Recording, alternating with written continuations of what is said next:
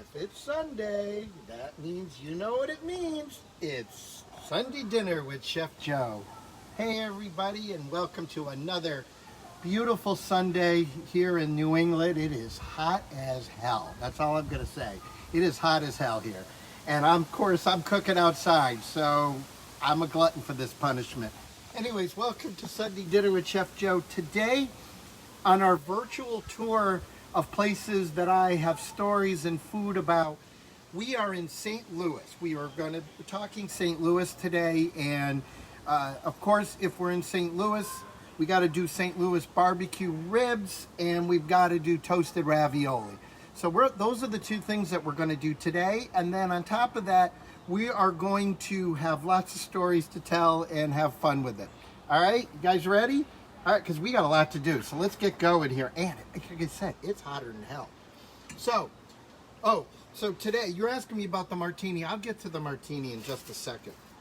Anyways, so today we're going to start with the ribs because I want to get these ribs on the smoker. So these are St. Louis style ribs, and what makes them different from other ribs is, so as you can see, they're pretty flat. And they're a little bigger, but they're really flat, right?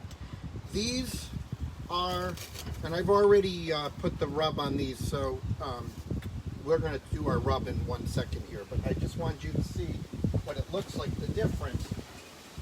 And so these are baby back ribs, so you could see these are smaller. And what makes them smaller, why they're different is these are the more toward the back of they're the back of your of the rib of the cow, where these are more up toward the top of the ribs of the cow. All right, so that's the big difference. Baby backs tend to take a little bit less longer to cook than St. Louis ribs. St. Louis ribs are a little bit harder and a little bit longer, not as tough and long as beef ribs, but they are long. So we've got these ribs right here. So what we're going to do is we are going to season them. Now, I like to do a rub. St. Louis style ribs is a wet rib, but I'm kind of hybriding this a little bit, but this is a really nice way to do it. So I'm going to show you a really quick rub that you can put on your ribs, and real simple. So, guys, ready? Got your pencils and pens? Super easy. 2 tablespoons of brown sugar. Dark if you got it. If you don't, light brown is just as good. 1 tablespoon kosher salt. 1 tablespoon black pepper. 1 tablespoon chili powder. And 1 tablespoon of paprika. All right? That's it. That's a really quick, easy rub to do. And then you're going to just mix it all up. Just like that. Give it a good mix, all right? And then we're going to put it on our ribs. Just like that. Okay, and I'm going to give that a quick rub on one side, and then we're going to flip this over, and we're going to rub the other side. So this is the meatier side and the fat side. So when we put these into the smoker, we're going to put the bone side down on it so that any fat that is on it will melt out across it and give it some moisture. All right? Cool. And yeah, let me get some paper towels here. All right. Great. Hang on 1 second, guys. Just give myself a little hand sanitizer. Quick rub. Just to get some of that stuff off. All right. So, here we have our 2 sets of ribs. So, like I said, these are the St. Louis style. These are the baby backs that you normally, you obviously know them all from the Chili's commercials and from the Mike Myers spoofs and all that. But and they are the most tender, but the St. Louis ones are a little more challenging and a little bit better. They're bigger ribs. You get more meat on them. All right, we're going to take that and we're going to walk over to the smoker. We're going to put those on. All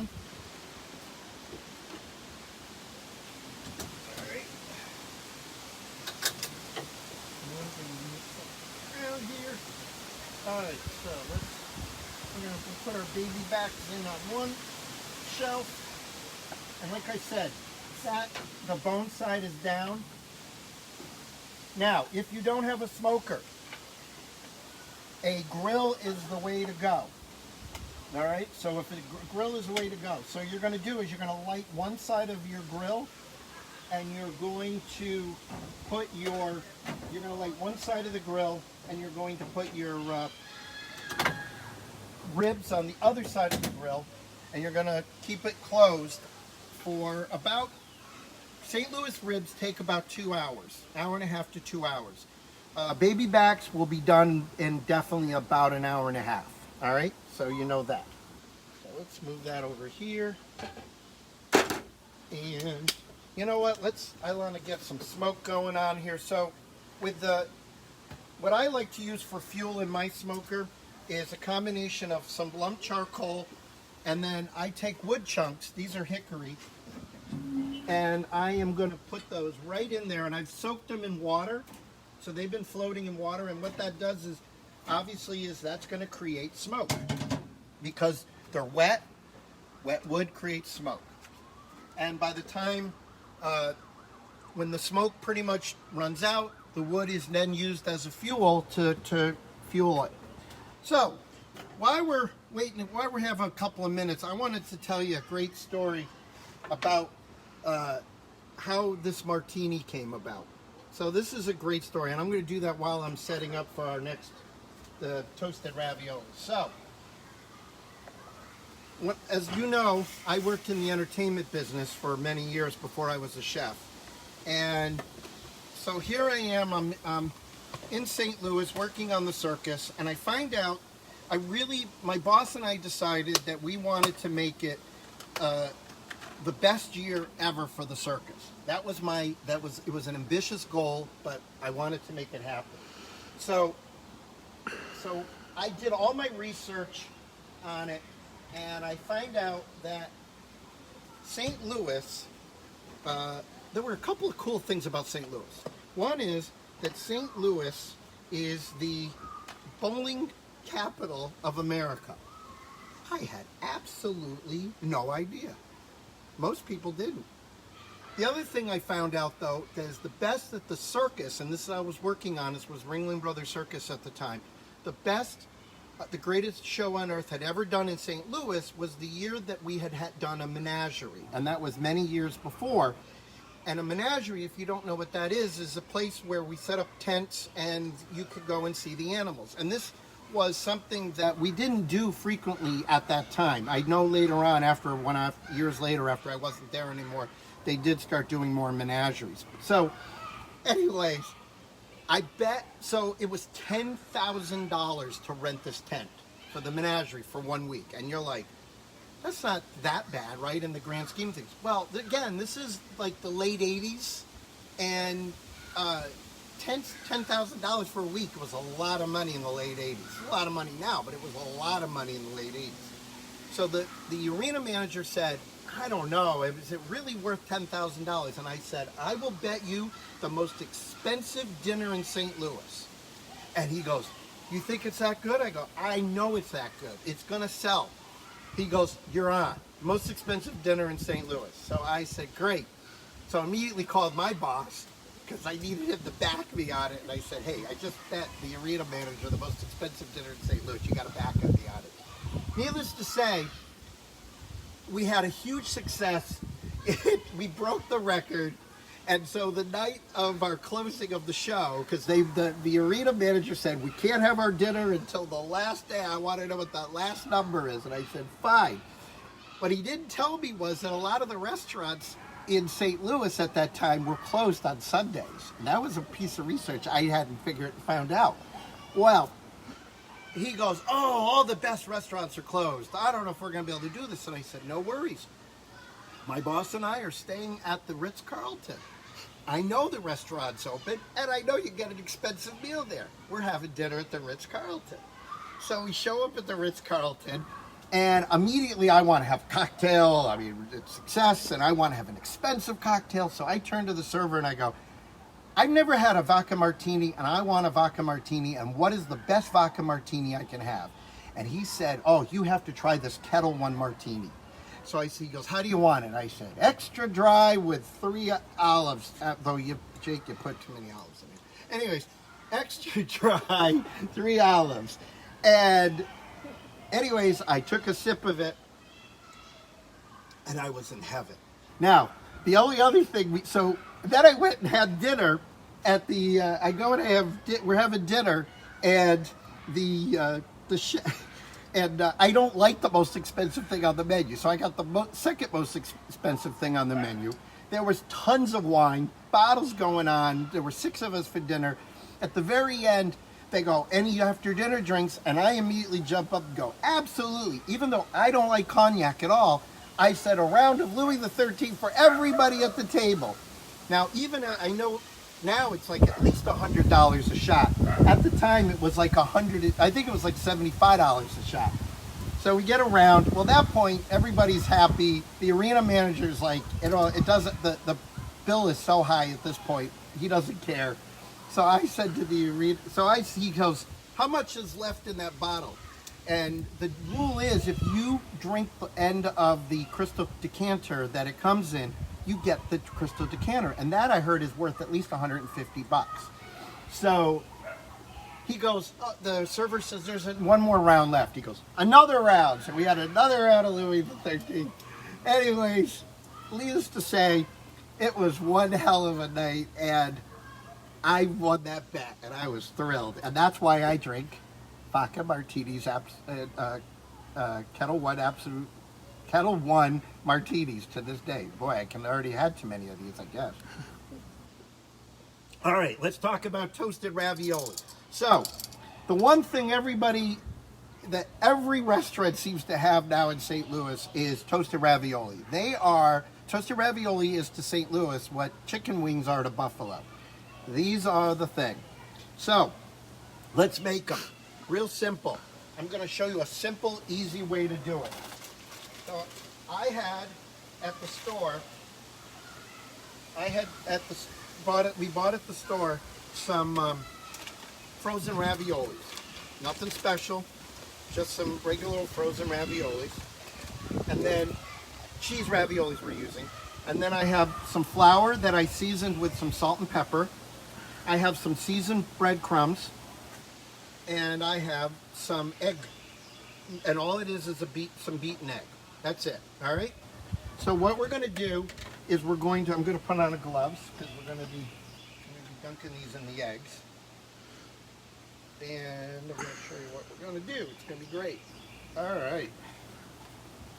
So we're going to take some of our frozen raviolis and we're going to put that in our flour. So you're going to drop those in flour. Okay? And then you're going to drop those in your eggs. All right, so I'm going to start with 3. And then I'm going to use the gloved hand for the eggs. And we're going to keep this one as our dry hand. And then we're going to drop that right into our breadcrumbs. Okay. All right. Oh, didn't get egg everywhere. There we go. All right. Now we're going to throw our breadcrumbs on there. Make them nice and get our breadcrumbs on there. All right. Got it. Perfect. Okay. Then, little eggs missed it. All right. Then we're going to put those in our oil. So this is just regular canola oil. Yeah, I've set my fryer to 325 degrees. Now you're probably saying, well, Joe, I don't have a fryer. And that's okay, because I'm going to tell you how you can do it without a fryer. So, real simple. In your house, you take a pot, any kind of pot. If you have a ceramic pot, that's even better. And that would even work better, but you're going to put your oil in. Now that I'm using a quart of canola oil in that, and then we are setting the temperature to 325. So what you do is you would take your pot, put it on the burner, turn your up to you're going to heat up to about medium high. You're going to put in a candy thermometer, because you can put that into a liquid and it will rate you, watch for 325, and then you just keep getting until you get it right. When you put these in, it's going to drop the temperature. Obviously you have frozen raviolis going into hot oil, so it is going to drop the temperature. So it should rise back up by the time you're ready to put your next batch of it in. Don't overcrowd your raviolis. Just do, like, whatever size pot you have. Do it 2 or 3 at a time, 4 at a time, 6 at a time, whatever size pot you're using. All right? While we're waiting on my raviolis for a minute, now what we're waiting for is these raviolis are going to float to the top when they're done. And then we're going to let those drain for a minute, and then we're going to plate them. So I need to tell you a couple other stories that I love about St. Louis. So I almost moved to St. Louis, and before we moved to another city, I almost lived in St. Louis. My wife and I were getting ready to get married, and St. Louis was on our short list. And so at the time, I had an apartment in St. Louis, and I had it for about 6 months. And so I was training a gentleman named Rob, who I'm sure is watching right now. And Rob knows exactly the story I'm about to tell. And no, Rob, it's not the Bible story. Anyways, so Rob and I are sharing an apartment in St. Louis, and we had bought a whole bunch of groceries, and we put them away. And then, unfortunately, we both got called out of town together, so we left. And we went to, so we leave, and it's the hot summer. We had turned our air off because we didn't want to pay the utilities, the air conditioning bill, so we turned it off. We leave, come back about a week later. We open up the door, and we both get knocked backwards into the hallway because our apartment literally smelled. We actually thought there was a dead body in our apartment. It stunk so bad, and we couldn't find out where it was. And we immediately checked the trash. There's nothing in the trash. We thought there was squirrels, there was rats, mice. We couldn't find out. Finally, I open up the pantry door, and there, in the plastic grocery bag, still on the shelf, was a package of chicken breasts that had been sitting at very hot temperatures for like a week. They had turned black. There was maggots. Oh God, it was disgusting. Anyways, Rob knows the story because we tell it all the time.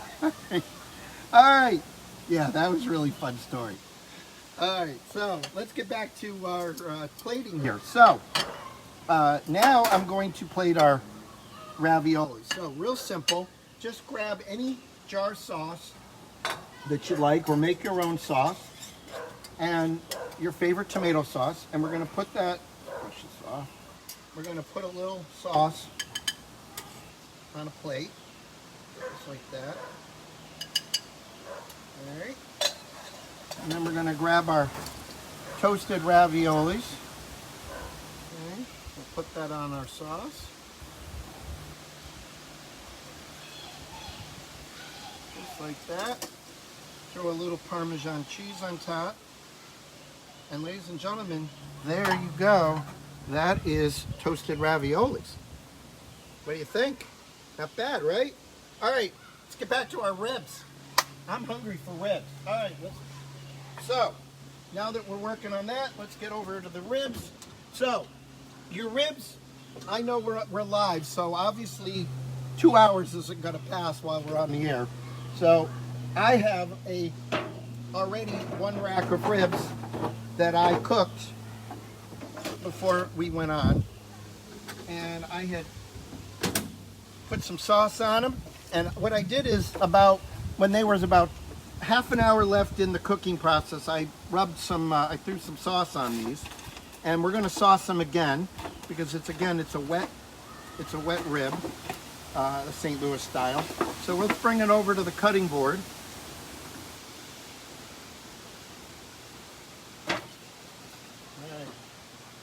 Can you get in there and see that? All right, cool. So these are our ribs. Wait till you see these. These are going to be great. Let's get some more sauce for them. I got sauce underneath here. And we're going to cut these up. And then we'll throw a little more sauce on here just because I want. And we can always serve it with some sauce too. So what I'm using for sauce, you can use any sauce you want. And when I mean it, I mean it. I am not, when it comes to barbecue sauce, there are so many great jar sauces out there, and you find your favorite, use it. That's all I'm going to say about sauce. You want to make it, great. You don't want to make it, I am good with that, because let's face it, none of us have time a lot of times to work on making our own sauce. Oh, these ribs are looking pretty mighty good. Hang on one second. Just want to grab some cuts here. All right. Grab a plate.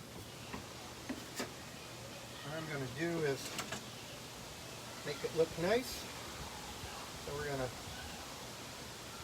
spread some sauce like that. Take our, look at this. Oh my God.